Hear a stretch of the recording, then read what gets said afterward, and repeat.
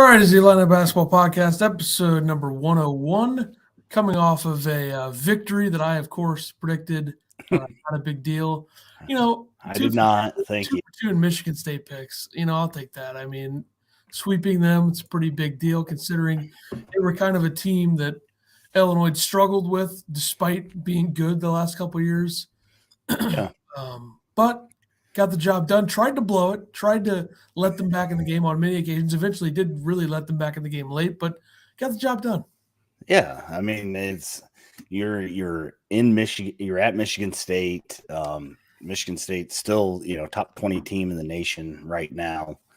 And they couldn't miss in the second half. So, frustration that Illinois can't put teams away, but then again you look at it and you're like, well, it was Michigan State, and Walker couldn't miss. So it is what it is. It's a victory. Illinois, moves to 12-4 in conference, atop the Big Ten.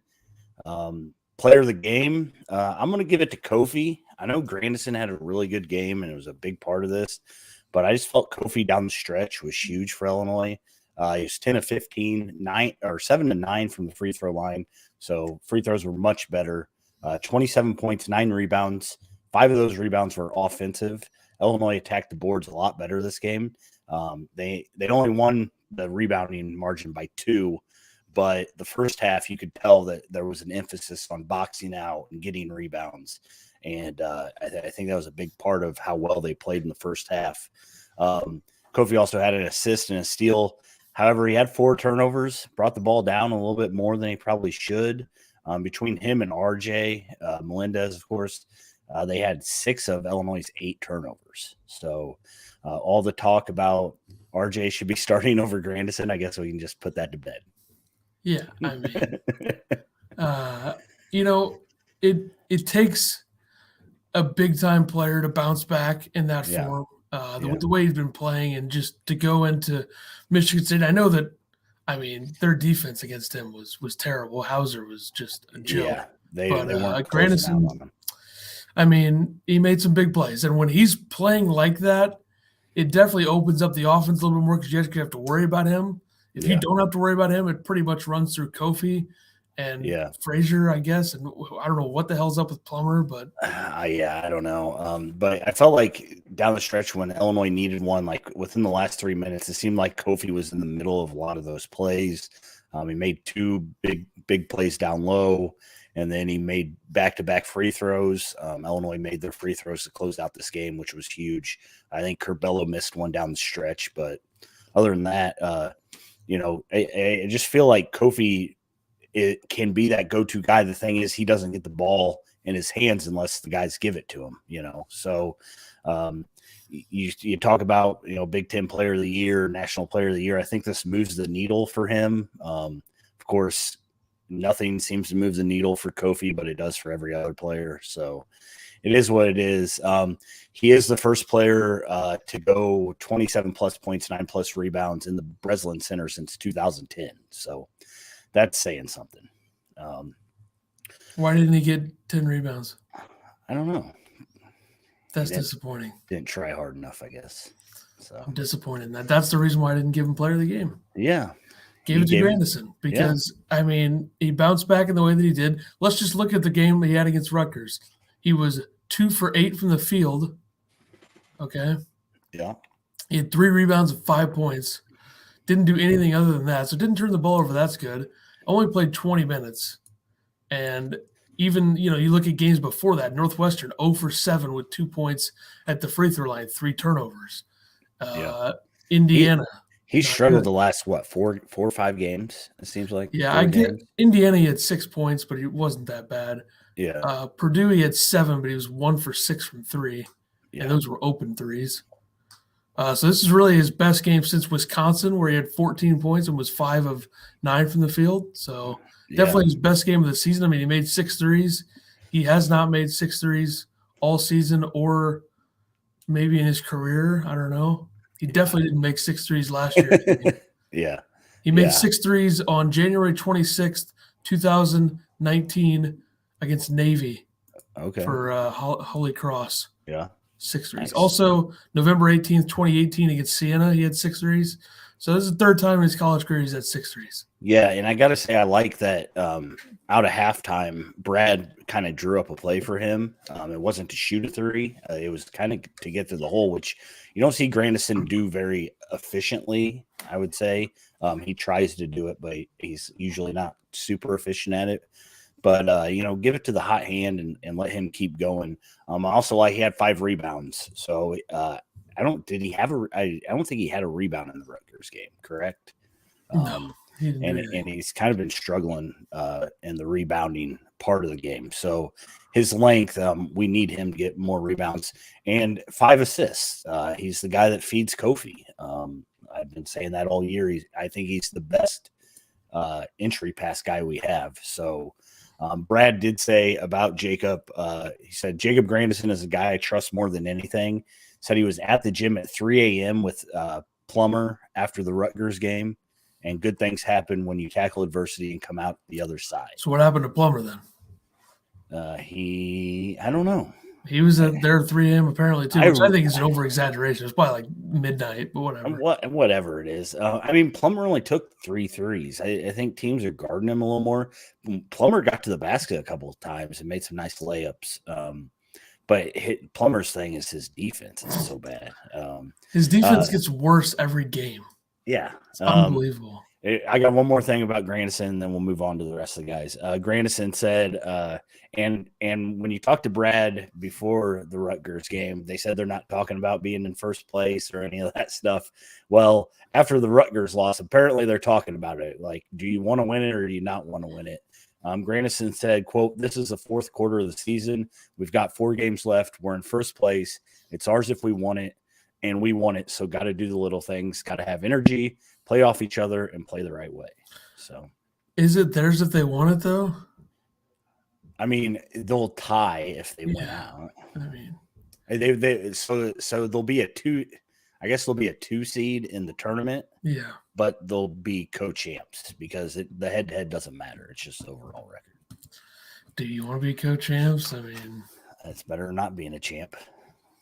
Should have been co-champs last year. According to Ken Palm, if you pay attention to Ken Palm, both Purdue and Illinois should finish 15-5, and then they'll be tied because I think they have Wisconsin losing 1 or 2, I guess 2. And Wisconsin might lose right now. Yeah, it looks like Michigan's doing something. Made another 3. So Wisconsin's the worst shooting team I've ever seen. Actually, they're the worst shooting team I've ever seen that people think are good. Yeah. So yeah, you're not wrong.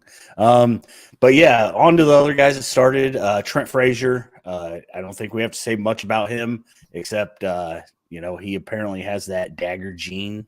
He's the guy that, and we talked about this earlier in the year, who was going to shoot those shots.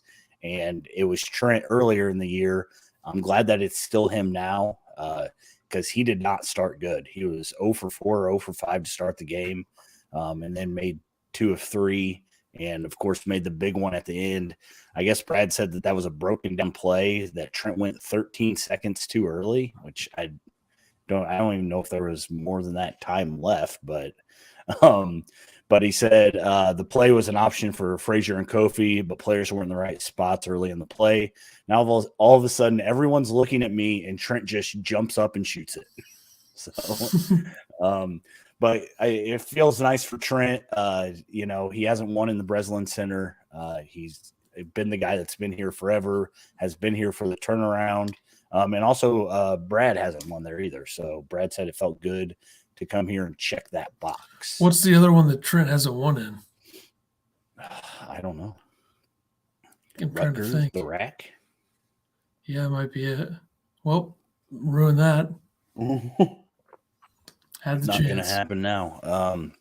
But Izzo had a lot of praise for Trent. He said after the game that Frazier might be my favorite player in the league. He was the best player on the floor, not Kofi. Frazier. So here's the thing. What about his own players?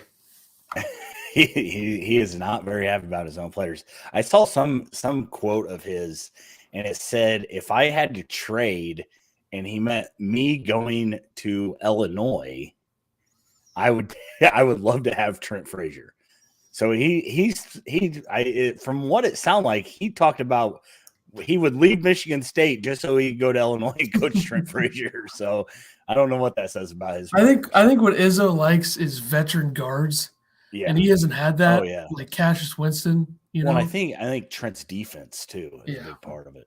So veteran guards who can defend and also make big shots. Right.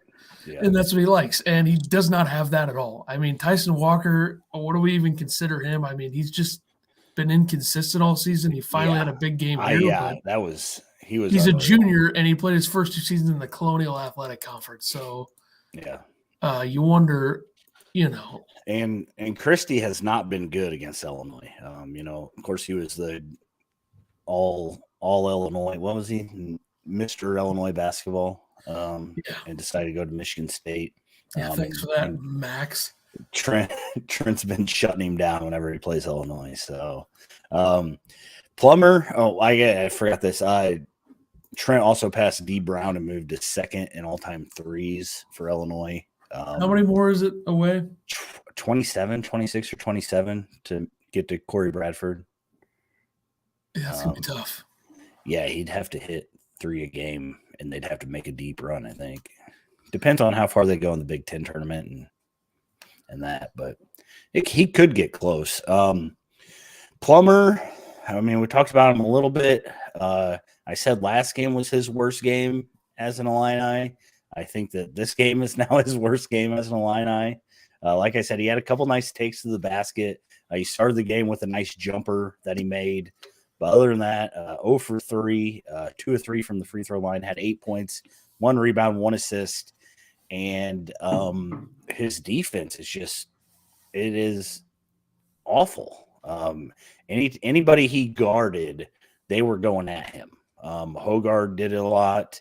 And it just seems like I don't know why he backs into the screen and just leaves the lane wide open. That happened 3 or 4 times. It felt like, and it made it so Brad couldn't even trust him to play the end of the game. Curbelo was out there for most of I think for all of the last 3-4 minutes. So you just can't trust him to do anything. And do you start looking at starting Curbelo now over him? I mean, he would be a great energy guy to bring off the bench and knock down some threes, I would think. And that's kind of how we thought he would be to start the year, except Curbelo was, had his concussion stuff. And so I don't know. I don't know if you bench him. I don't know. I don't you don't think so? No, I don't think that you can just. It's been we got to think about Northwestern. Okay, I mean, that game was whatever. Played really well in the first half against Purdue. I think a lot of the way that he plays is based on how others are playing around him, flow of the game. I think people are definitely defending him better. Yeah. His defense is a problem, though, no doubt. But I don't think that you bench him just because of 2 games. I mean, he had double digits in 3 games straight before this, and he was much more efficient. He had 11 threes in 3 games before the last 2. Yeah, so and that's fair. I mean, I don't think that you bench him, but I think that you can take away some. You take him out, take him out in spots defensively, like yesterday. And I mean, he makes Curbelo look like Curbelo's as good of a defender as Frazier because of how bad Plummer's defense is. Yeah, bad. You're not wrong. And then DeMonte would be the other guy that started. Of course, there was no change in the lineup. A lot of people were calling for RJ, but Brad kept it the same. And again, good thing he probably did because Grandison had the game of his career at Illinois, I think. I think the opponents that Grandison did it against are better than Navy and Siena, so it's pretty good. Right. DeMonte 1 for 4, 0 for 2 from 3, 2 points, 4 rebounds, 1 assist, 2 steals. His only basket was the steal on the breakaway layup. His defense, I guess, was okay. Nothing glaring about it. But his offense was less than stellar. He seems to be going to the basket a lot and then just getting stuck. which, I mean, I guess you need penetration. I just wish that he could finish when he penetrates. And when the game is coming down to crunch time, I don't know if our go-to should be DeMonte to the lane to try to make a basket, which he got blocked on. And DeMonte, I mean, he shot a three. He shot an open three. He's made those in the past when the game mattered. So I don't know if I'm as mad about that one. I don't remember how early in the shot clock that was. But DeMonte, DeMonte is what DeMonte is. He's a defense guy, and if he makes a couple baskets, you're happy. I just think that you don't go to him when you need stuff. So I don't know. Yep. As far as the bench, offensively, not a lot of production from the bench, but had some good play from a few guys. I thought Hawkins had a really good game, played 14 minutes. Didn't suck. Congrats to Hawkins. He's pretty good. Was Luke Goody sick or hurt? I don't know what's going on with Luke Goody. I think Luke Goody is now in the RJ Melendez phase. So Luke Goody has that good game against Michigan State. Did he have another good game in between? I can't even remember. I mean, I think that I think Michigan State was his best game. Yeah, so the Michigan State game, then he's had some other whatevers, then hasn't played. Kind of what happened to RJ after the Notre Dame game. So give him a few weeks, he'll be back, I'm sure. But here's the thing, and the same thing for Podge with Northwestern. Here's the thing. Coleman Hawkins, if he's going to play like that, I think you definitely feel a little bit more comfortable him coming off the bench first. But here's the thing. He doesn't play like that very often, and he did in this game. And shout out to him for showing up, playing well, not doing anything too stupid. He's done it the last two games. You got to give him credit. Well, I mean, he's been okay the last two games. The Rutgers game never even happened, in my opinion. It's true. He was 1 of 4. He did make a nice little fadeaway jumper. The other shot I remember was he actually went to the hoop. He got blocked, but at least he went to the hoop and didn't try to shoot a little mid-range floater or whatever. I don't remember him taking a 3, but he was 0 for 1 from 3. For some reason, I don't remember him shooting a 3. He did have 4 rebounds. He had 2 assists. Both of his assists were really nice. The one was a shot fake pass to Kofi. He looked like he was going for the shot, and it made Marble or whoever come around for the box out, and he threw it down to Kofi, so Kofi had a wide open dunk. And the other one was that weird play where he just kind of one-handed passed it out to Trent for a 3. So, I mean, that was nice. He had a steal. He had a really nice block. His hand went through the net, so I don't know how his hand feels, but he did have a nice block on that one. Curbelo, I thought he was okay. He wasn't fantastic, but he seemed a lot calmer this game. He was 1 for 5, 0 for 2 from 3. His threes are so in and out right now. I mean, he's just missing them. So hopefully those will start falling. I mean, him hitting a couple threes is going to help open up the offense a little bit more. 1 of 2 from the free throw line, like I mentioned earlier. 3 points, 2 rebounds, 2 assists, a steal, and only 1 turnover in 13 minutes.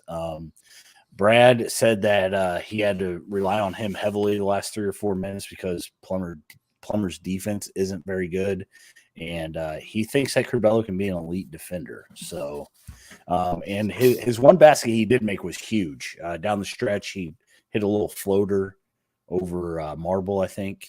So that was huge for Illinois. Underwood also said that he's only practiced 14 of the 85 practices this year, which is insane, and that he's not truly 100% capacity right now. So the other guys, Melendez, 9 minutes, 0 for 2 from 3, 2 rebounds, 2 turnovers. So Melendez down game from what he had been doing. Payne played 6 minutes, went 1 for 3 from the free throw line, had 1.3 rebounds. And Bosman's Verdonk played 2 minutes, had a rebound, a steal, and a black eye. So yep, pretty good. So what was the play where something happened on the other end of the floor and they stopped it? Was it Curbelo? Someone getting? Yeah, Curbelo ran into the guy's arm. Yeah. Why did they stop that but not stop it when Malik Hall almost died on the floor?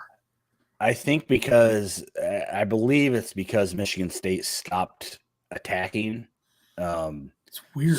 So once you stop attacking or stop moving forward, they Yeah, can stop play that's kind of weird. because they passed it out to the guy and he dribbled and then picked it up and then didn't do anything outside the 3-point line. So I don't know. That play actually was could have hurt Illinois a lot more rather than them just getting an easy 2 or something.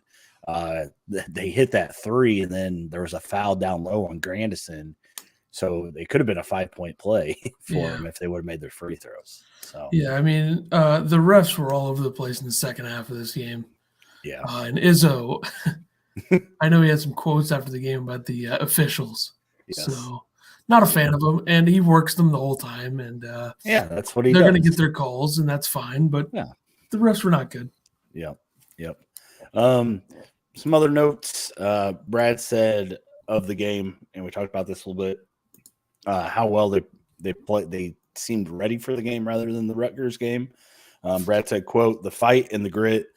I thought that's what it took today. I'm really proud of my group. Played about as well defensively in the first half as we have in a long time. So pretty good. Like I said, fans were upset about Illinois letting this team back in. I wouldn't say I was upset, but I texted you and I said, can they ever put somebody away? But then you look at the line, and Michigan State shot over 60% from the field in the second half. And they weren't easy looks by any means. Some of them were, but they weren't all easy looks. And they only had 2 turnovers, so they took care of the ball too. So let them back in, but it was from hot shooting, and I think Plummer gave up a lot of those in the second half. So yeah.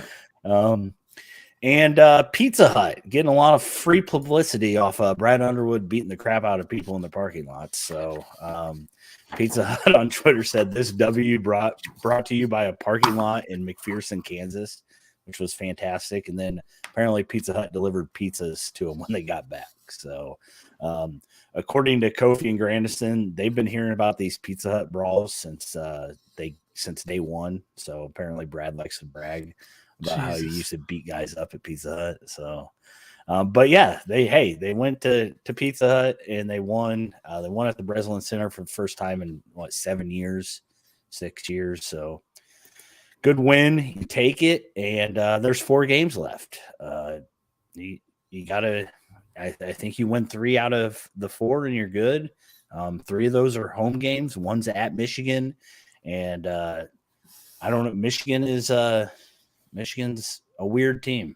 So, yeah, I don't think Illinois has actually put a team away since Minnesota January 4th, when you really had no doubt in the second half. Like Wisconsin, they won by 13. I was going to say, but there was a bit of a stretch where Wisconsin was starting to make things a little bit more interesting. Yeah. So you really had no doubt against Minnesota because Minnesota sucks. That's true. And Minnesota is a train wreck of a team, but hey, they beat Northwestern by 17 yesterday. So there you go. All right.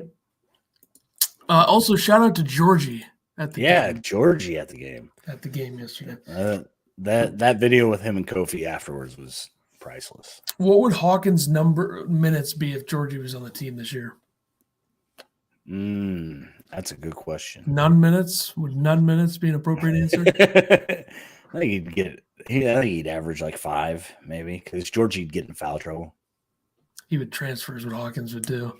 But all right, moving forward. Last year, 1 year ago on this date, was Io's triple-double against, speaking of Minnesota, that was against Minnesota, a 33-point win over those bums.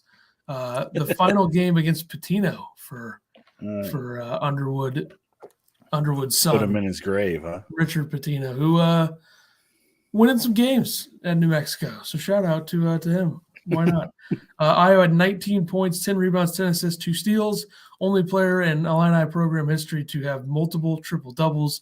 Remember, he had one on February 6th last year against Wisconsin. 21 points, 12 rebounds, 12 assists.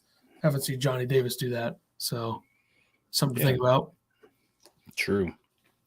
All right. Don't ever forget.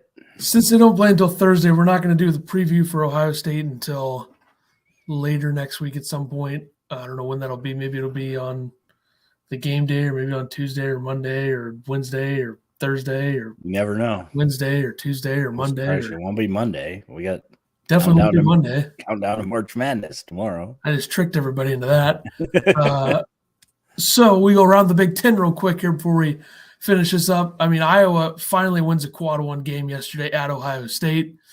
Good one. They actually played some defense, so that can change some things, I think. You maybe play a little bit more defense and maybe you win some games, but they got that done. You got Rutgers at Purdue today. By the way, how in the hell is Purdue a 13-point favorite in that game? Because Vegas wants money on Rutgers. I mean, that's a hammer situation. It's the only way. No. Purdue wins by 20. I think Rutgers keeps it. Vegas knows what they're doing. No, that's the only way they were going to get money on Rutgers. That's what they had to do. So Rutgers is going to win. Okay. Sure. All right. I mean, you look at bracketology right now in the Big Ten. Yeah. I feel like the conference is getting more respect than it deserves a little bit. Were you surprised Illinois was a 3 seed? Not that surprised because I know the committee really likes them, and a lot of the things the committee looks at, Illinois would be good looking in those things. I mean, and I also think that they're kind of based like metrics. I think play a big role. And when you look at a team like Wisconsin who has 20 wins and is probably going to beat Michigan here because Michigan's just not that great. Wisconsin's metrics are just not good. Like 46th overall offense, 38th defense. You can't be a 3 seed with those numbers. Same with Providence. Both of those teams have bad metrics and good records. And they didn't punish them as much as they could have, but they gave them both 4s. So, yeah, true. But Lenardi right now has 9 Big Ten teams in. What 9? All right. He has Michigan in, who's 14-10. Yeah, Michigan last 4 in. Rutgers last 4 buys. And Michigan will be out when they lose this game. Isn't it hard to justify Rutgers getting a bye right now? Like, I know they have some great wins, but let's talk about some of their losses, okay?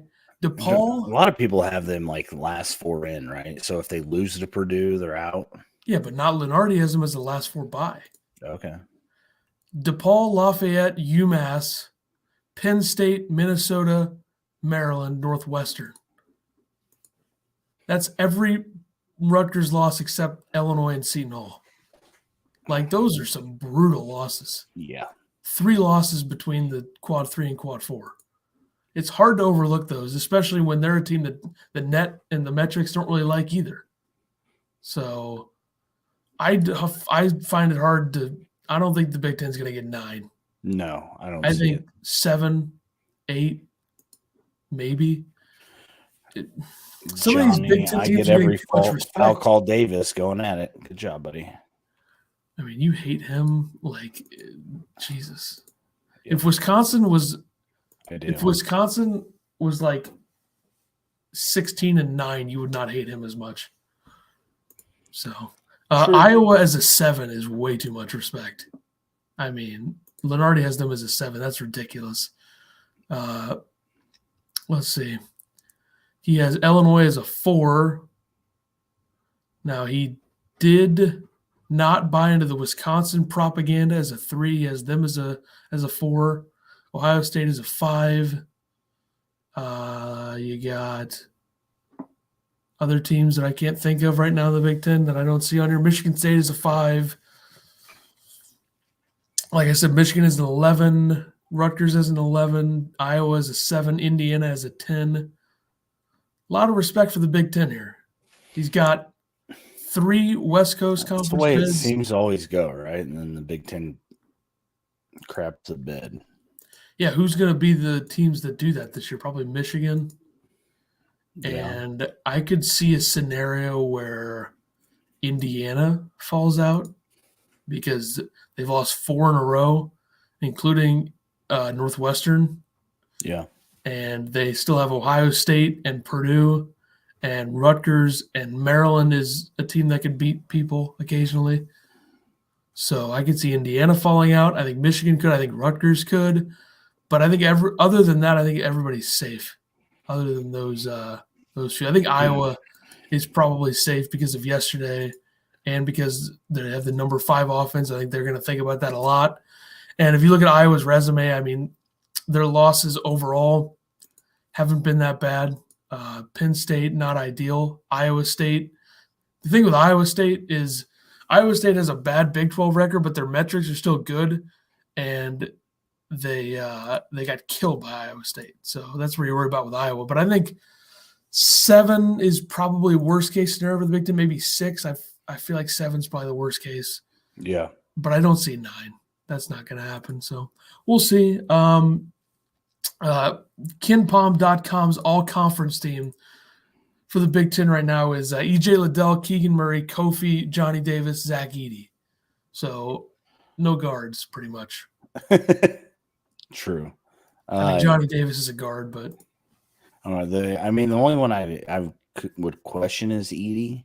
I think Ivy is more important to Purdue than Edey. Right. And I mean, honestly, I don't know. With this being a KenPom thing, I think efficiency is a big part, and Edey's a way more efficient player than Ivy, obviously. True. Yeah. So I think that's a lot of what goes into this. But I would argue that Liddell and Kofi are the 2 best players in the Big Ten, with Murray and Davis behind them. Yeah. And I don't know who's better between Murray and Davis. I feel like Johnny Davis just isn't that good of a shooter, you know? It's just right. That's the problem that I have with it. I mean, Ivy's a way better shooter than he is. And Liddell's Johnny Davis can attack the rim and right better than anybody else. Rebound, he's a pretty good playmaker. He can travel too. He can travel pretty well too. But I mean, what's a travel anymore? That's like NFL. What's a catch? I mean, but if you're going to call it against the big guy the play before, I don't know how you don't call it against Johnny Davis the next play because he's a guard. Okay. So he just traveled again, then lost the ball and then threw his arms out. Yeah, that's a 15-point game, Wisconsin. Yeah, that's over. Yeah, I mean, that's pathetic. 20, I think it's a 23-3 run or something like that. Dickinson Michigan just doesn't have anybody besides Dickinson. He's just stuck on a team with nobody and a lot of inconsistency. Yeah, I mean, that just shows you can have all the 5 stars you want, but if they're not going to be ready to go right away or at least show a little bit of consistency, then you're screwed. Yeah. So good job by Michigan. Conference only KenPom numbers right now. This is just conference games. Adjusted offensive efficiency. Top 5 is Purdue, Iowa, Michigan, Ohio State, Illinois. And adjusted defense is Indiana, Illinois, Rutgers, Wisconsin, Michigan State. So the only team that shows up on there twice is weird, huh? That's right. Illinois, the only team that shows up on there twice. Best team in the Big Ten. Except when they got to play Purdue. Yep, that's a problem, certainly. No doubt. Yeah. I think as an Illinois fan, you can't like that right now Illinois is in Gonzaga's what do they call those? Brackets? Region, yeah. Region, that's the word I'm looking for. Jesus. Yeah. Ohio State still has 2 makeup games. Are they going to get those in? I believe so. I think they're all scheduled. Yeah, they have. They got a bunch of games this week. 4 games in 7 days. Yeah. After Illinois. Yep. So they got Monday, Thursday, Sunday, Tuesday, Thursday, Sunday to end the season. So I don't know what they're going to finish in the Big Ten. They're 9-5 right now. If I had to guess, I think they're 12-8 probably. Yeah. Seems because fair. I think Illinois. As of right now, I think Illinois wins that game. Michigan and Michigan State, you never know, I guess. Michigan they make no sense. Like, they're not that good. They're super inconsistent. Yeah. Ohio State already beat them pretty easily at Michigan. But, like, if you look at Michigan beating Iowa or beating Purdue, it makes no sense. So, whatever. Yep. Overall, the Big Ten has 7 top 50 adjusted offensive efficiency teams on KenPom. Purdue, Iowa, Ohio State, Michigan, Illinois, Michigan State, Wisconsin. And then defensively, they have 5 in the top 50. It's Indiana, Illinois, Wisconsin, Rutgers, Penn State. So the fact that Wisconsin's offense is top 50 is unbelievable to me. Like, they've been the definition of inefficient in the last few weeks. I mean, they can score though. I mean, Johnny Davis and Tyler Wall, and the big thing is Davison's been off lately, right? I mean, Yeah. If he's making and not elbowing people in the nuts, then Wisconsin can score. In 4 games before the last game against Indiana, Brad Davison was 4 for 28 from 3 against Illinois, Penn State, Michigan State, and Rutgers. 4 for 28. Ouch. And he's a dirty player, so you got that going for him too. Congrats. That's right. Congrats. But I guess that'll do it for us. Get on Rutgers plus 13, obviously, today against Don't Purdue. do it. Don't bet against Vegas. That's silly. We'll be back for episode 102 later this week to discuss Illinois and Ohio State, and we'll see you then. Later.